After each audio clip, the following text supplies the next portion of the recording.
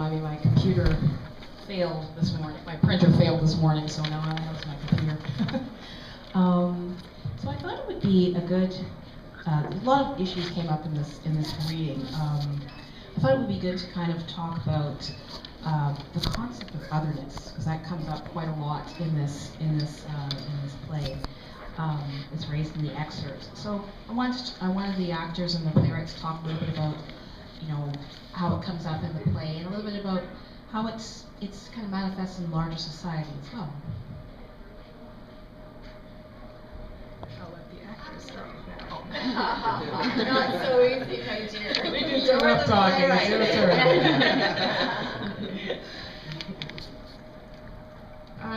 No, I think that this was a commission for Black History Month, first and foremost. I think we can probably do. Okay. I sort of, at the beginning of this, was really looking to write a play that spoke specifically to Blackness as its own sort of singular entity, and it became very apparent to me very quickly that I wasn't going to be able to do that, because that's not my individual point of reference. I'm Black, and I'm Asian, and I'm a woman, and my personal experience is, if you want to say, the intersectionality of all of those things. So taking that, the script sort of took a lot of twists and turns in terms of its narrative structure and in terms of the issues that were being addressed in the play. And I hope that the issues that are discussed in the play speak to the universality of those larger issues in society.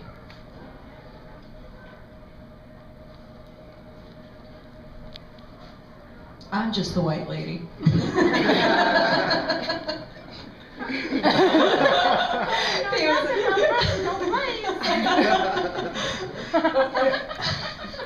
Oh, you're gonna play? What's it about? I don't know, I'm the white lady. Go ahead, Larry. The whole idea of otherness is that everybody feels different than the majority, and my character is coming at it as, from the point of view of as a Black person, and her experiences growing up from birth until her present state, and so she's trying, and it has been her mission, especially, to put it in her lectures as a professor, and she's just trying to educate the masses, or whoever will listen, about. She's trying not to make it personal. She's trying to pretty much speak to not just other Black people, but other people out there who she feels don't understand, discrimination and what it feels like to be different from the rest of the group.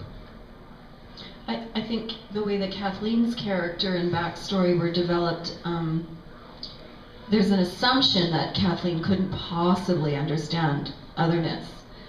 But she's in a biracial marriage, so she understands otherness from her husband's point of view of emigrating to Canada from Ghana. And she also comes from European Polish immigrant parents, so she experienced otherness by watching their struggle of trying to integrate. So I think it's very interesting, the multi-layers that have been created by the playwright, and we can't just assume that just because you happen to be in white society or part of white society that you don't experience otherness. I mean, my son's got Asperger's. He is always going to be on the outside looking in.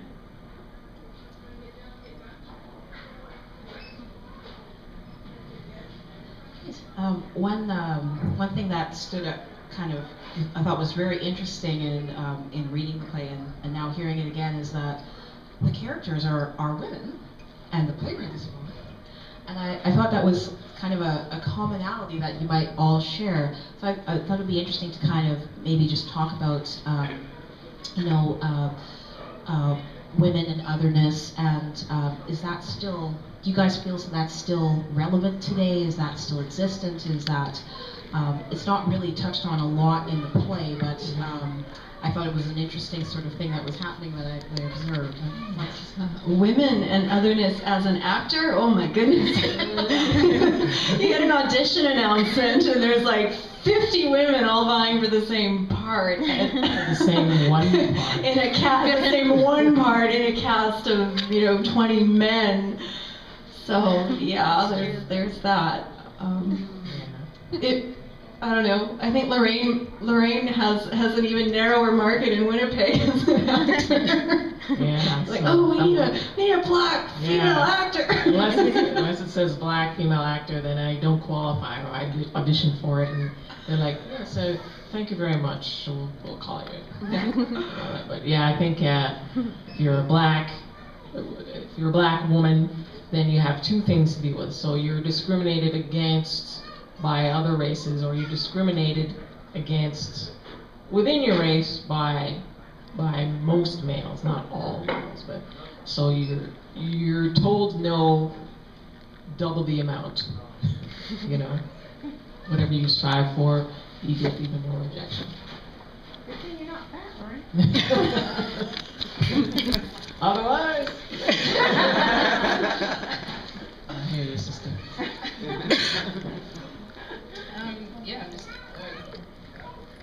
adding to that, I think my experience in working in film and television is a whole other beast on sort of behind the camera side of things. It's really sort of difficult to get your foot in the door, and once you're in it, there are no other women around you, essentially. So you sort of have to take your cues from. It ends up sort of being this blind leading the blind sort of situation where you are sort of navigating your own way, and then finding people who are coming in behind you and trying to sort of help them along as well. But you do get passed over for a lot of things. You get passed over for script writing opportunities because you're a woman. What could you possibly know about writing an action film? Or you're a woman.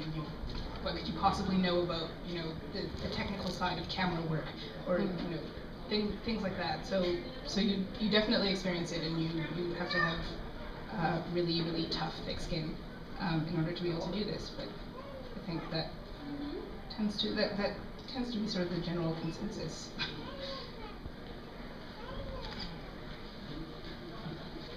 And I think on that note, you have three very, very experienced, a lot of experience here in the room in terms of artistry.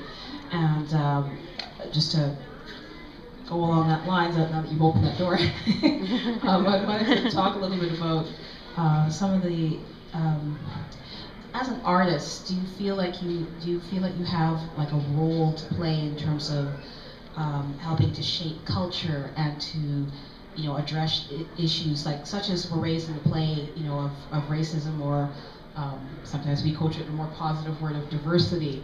Like where do you see your role as artists in that, or do you see your role as artists in that? Is that shaped by you as artists or by a larger society? Well, we're helping to communicate what the writer is trying to say with the play, and being as the theme of it is definitely about racism.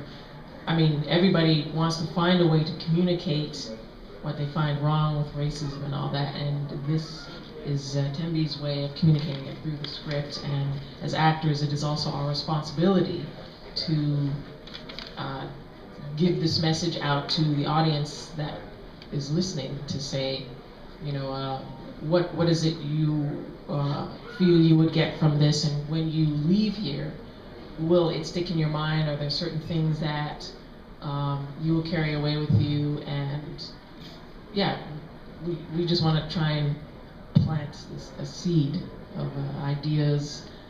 What part did you like? What did you not like? And all that stuff. But yeah, anytime there's a show, television, movies, or whatever, we're always planting ideas. And then we just want to get the idea of how, no matter how equal people seem to be, there's always this other group that's considered other. There's always this alternative, whatever. So it's always out there. It hasn't disappeared. It hasn't disappeared with all the old movies you see about slavery and all that stuff. It's still around, and we're trying to communicate a message in our play. Yeah, I think, you know, the way that I see art as a broad concept is as a reflection of culture, and taking that into account, I think, you know, I do feel like I have a responsibility to share my experience and to articulate my experience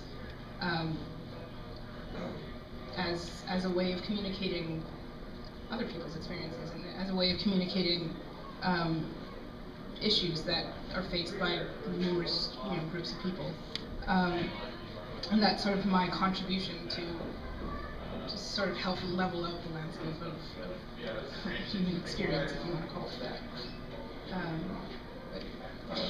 I think for myself, as an artist, playwright, monologuist, clown, I don't know what you call me, it's kind of unique what I do.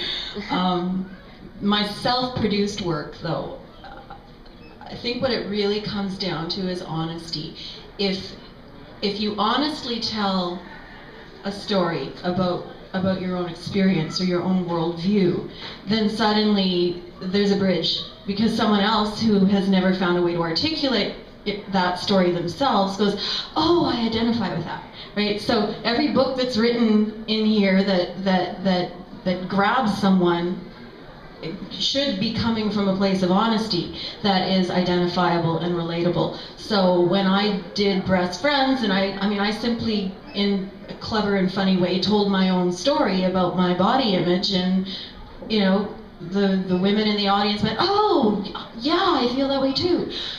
So it's those of us as artists who are vulnerable enough to tell that truth that level the playing field and create that dialogue, and then suddenly the otherness isn't so much about an isolating experience where you feel alone in the world. Someone else is walking that road as well.